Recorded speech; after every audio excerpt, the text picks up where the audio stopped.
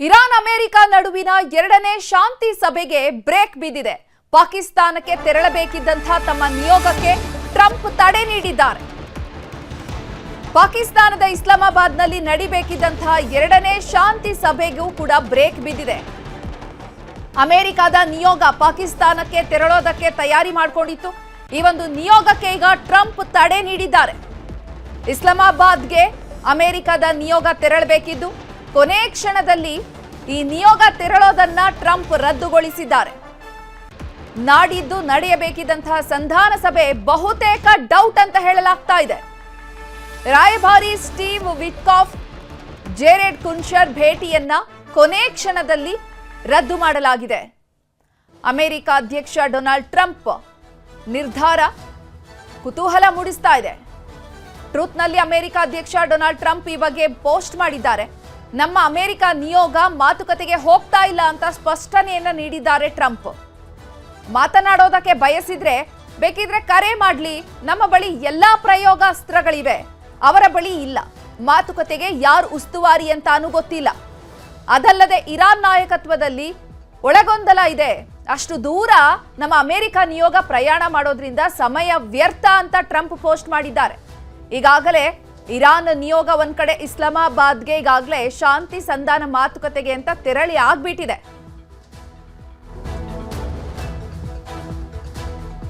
ಇನ್ನು ಈ ಬಗ್ಗೆ ಹೆಚ್ಚಿನ ಮಾಹಿತಿಯನ್ನ ನೀಡ್ತಾರೆ ನಮ್ಮ ಪ್ರತಿನಿಧಿ ಆಶಿಕ್ ಮುಲ್ಕಿ, ದೂರವಾಣಿ ಸಂಪರ್ಕದಲ್ಲಿ ಜಾಯ್ನ್ ಆಗಿದ್ದಾರೆ. ಆಶಿಕ್, ಎರಡನೇ ಸುತ್ತಿನ ಶಾಂತಿ ಸಭೆ ನಡೆಯುತ್ತೆ ಏನಾದ್ರೂ ನಿರೀಕ್ಷೆನ ಇಟ್ಕೊಂಡಿದ್ದು, ಆದ್ರೆ ಕೊನೆ ಕ್ಷಣದಲ್ಲಿ ಟ್ರಂಪ್ ಈ ನಿರ್ಧಾರವನ್ನ ಕೈಗೊಂಡಿರುವಂತದ್ದು ಏನಿದು ಟ್ರಂಪ್ ಗೊಂದಲಕಾರಿ ನಿರ್ಧಾರ?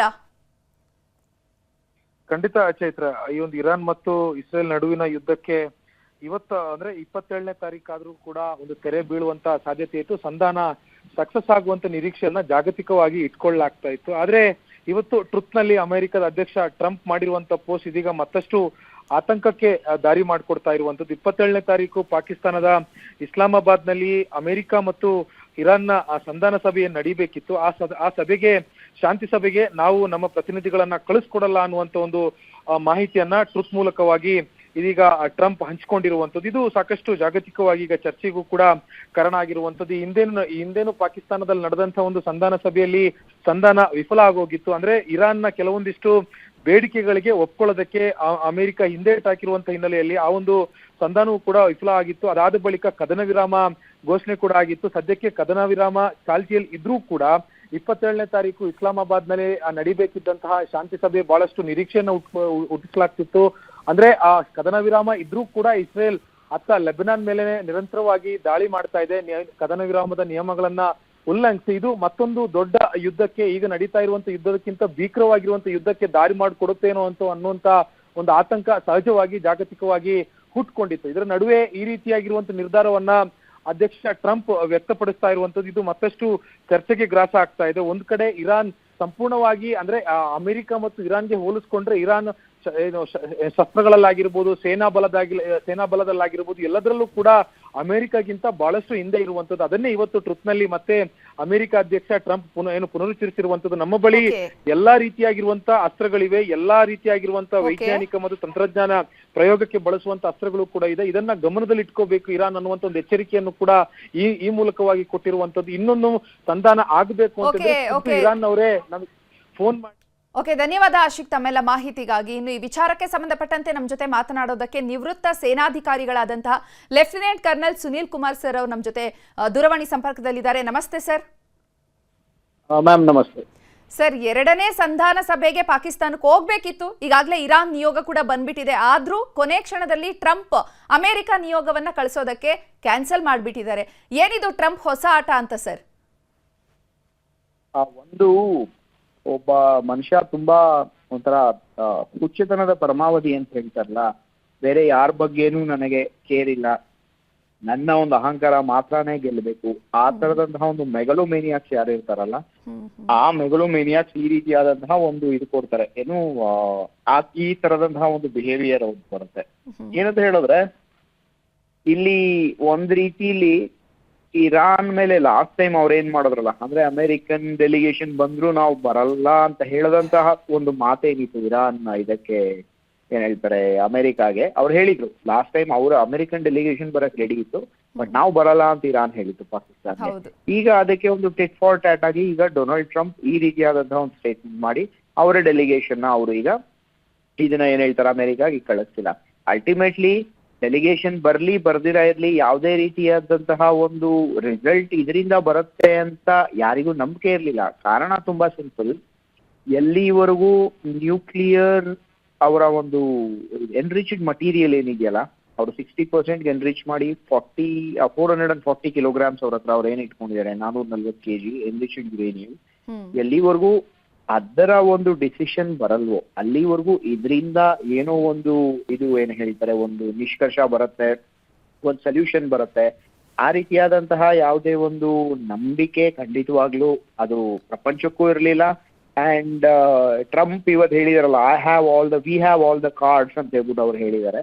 I don't know what card is talking about, but ಒಂದು ವಿಷಯ ಅಂತೂ ಸತ್ಯ, ಇದ್ರ ಹತ್ರ ಅಮೆರಿಕಾ ಹತ್ರ ಯಾವ ಕಾರ್ಡ್ ಇದೆಯೋ ಗೊತ್ತಿಲ್ಲ, ಬಟ್ ಇರಾನ್ ಹತ್ರ ಒಂದು ಸ್ಟ್ರೈಟ್ ಇದೆ, ಅಂಡ್ ಆ ಸ್ಟ್ರೈಟ್ ಹೆಸರು ಸ್ಟೇಟ್ ಆಫ್ ಹರ್ಮೂಜ್ ಅಂತ ಹೇಳಿದ್ರು.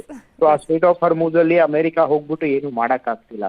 ಸೊ ಅದೇನು ಮಾಡಕ್ ಆಗದಿದೆ ಇರುವಂತಹ ಪರಿಸ್ಥಿತಿಲಿ ಕೂಡ ಈ ರೀತಿಯಾದಂತಹ ಒಂದು ಮೂರ್ಖತನದ ಒಂದು ಡಿಸಿಷನ್ಸ್ ಏನೇನು ಆ ಡೊನಾಲ್ಡ್ ಟ್ರಂಪ್ ಅಂತಹ ಒಬ್ಬ ಹುಚ್ಚುದೊರೆ ಐಲ್ದೊರೆ ಏನಕ್ಕೆ ತಗೋತಾ ಇದ್ದಾನೆ ಖಂಡಿತವಾಗ್ಲೂ ನನಗೆ ಗೊತ್ತಿಲ್ಲ.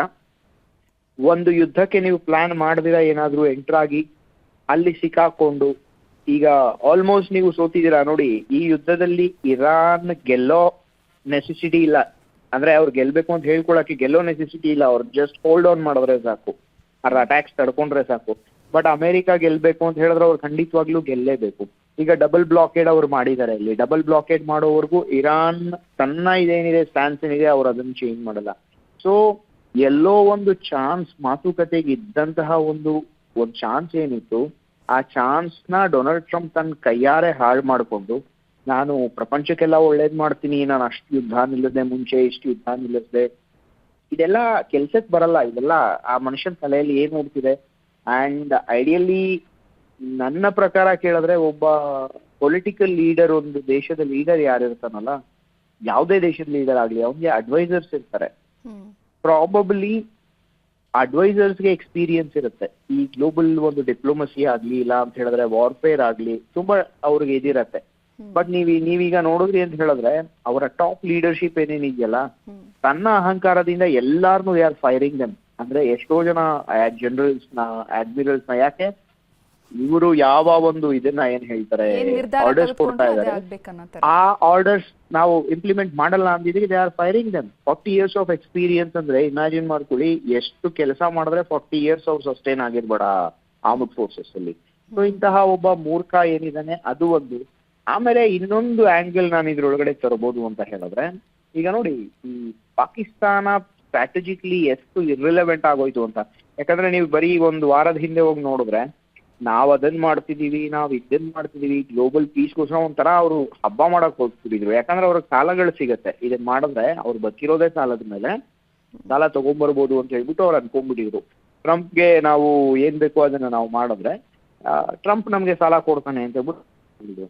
ಬಟ್ ಪಾಕಿಸ್ತಾನ ಈಗ ಅವರು ಎಕ್ಸ್ಪೋಸ್ ಆಗ್ಬಿಟ್ಟಿದ್ದಾರೆ. ಹಿಸ್ಟಾರಿಕ್ಲಿ ಅವರು ಏನಂದ್ರೆ ಈ ಇದರಲ್ಲಿ ಒಂಥರ ಬ್ರಿಡ್ಜ್ ತರ ತಮ್ಮನ್ನ ತಾವು ಅವರು ತೋರಿಸ್ಕೊಳಕ್ ಟ್ರೈ ಮಾಡಿದ್ರು. ಅದು ಅಫ್ಘಾನಿಸ್ತಾನ್ ವಾರ, ಇಲ್ಲ US ಚೈನಾ ಏನಿರುತ್ತೆ ಅದು ಓಪನಿಂಗ್ ಆಗ್ಲಿ, ಇಲ್ಲ ತಾಲಿಬಾನ್ ಟಾಕ್ಸ್ ಅಲ್ಲಿ ಆಗ್ಲಿ, ಇದ್ರಲ್ಲೆಲ್ಲ. ಬಟ್ ಇವತ್ತು ಟ್ರಂಪ್ ಸ್ಟೇಟ್ಮೆಂಟ್ ಕ್ಲಿಯರ್ ಆಗಿ ಪಾಕಿಸ್ತಾನಕ್ಕೆ ಮೆಸೇಜ್ ಕೊಟ್ಟಿದೆ. ಏನಂದ್ರೆ Pakistan is no longer trusted as a neutral mediator. ಅವ್ರು ನ್ಯೂಟ್ರಲ್ ಮೀಡಿಯೇಟರ್ಸ್ ಅಲ್ಲ, ಯಾಕಂದ್ರೆ Asim Munir is a double agent.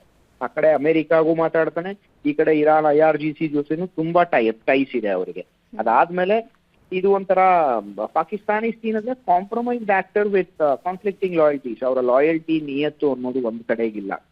So ಇದೆಲ್ಲ ನೋಡ್ತಿದ್ದಾಗ ಯಾವ ಲೆವರೇಜ್, ಯಾಕಂದ್ರೆ ಇಂಡಿಯಾಲೂ ಡಿಸ್ಕಷನ್ ಸ್ಟಾರ್ಟ್ ಆಗಿತ್ತು, ಪಾಕಿಸ್ತಾನ ಮಧ್ಯಸ್ಥಿಕೆ ವಹಿಸ್ತಿದೆ, ನಾವ್ ಯಾಕೆ ಹೋಗ್ತಿಲ್ಲ ಅಂತ.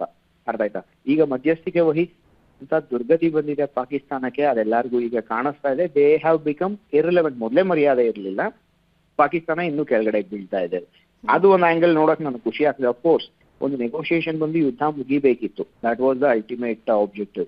ಬಟ್ ಅದಾಗ್ಲಿಲ್ಲ ಅಂದ್ರೂ ನಮ್ಮ ಇದಕ್ಕೆ ಇಂಡಿಯಾಗ ಒಂದು ಒಳ್ಳೆ ಪಾಯಿಂಟ್ ಏನಿದ್ರಲ್ಲಿ ಅಂತ ಹೇಳಿದ್ರೆ, ಪಾಕಿಸ್ತಾನದ ಲೆವರೇಜ್ ಯಾರು ಅದನ್ನು ನಂಬ್ತಾ ಇಲ್ಲ, ಅವ್ರು ಕೆಳಗಡೆಗೆ ಬೀಳ್ತಿದ್ದಾರೆ. So we should celebrate that. ತಮ್ಮ ಹಳ್ಳ ತಾವೇ ತೋಡ್ಕೊಂಡು ಅವ್ರು ಒಳಗಡೆಗೆ ಬೀಳ್ತಾ ಇದ್ದಾರೆ. Back to you.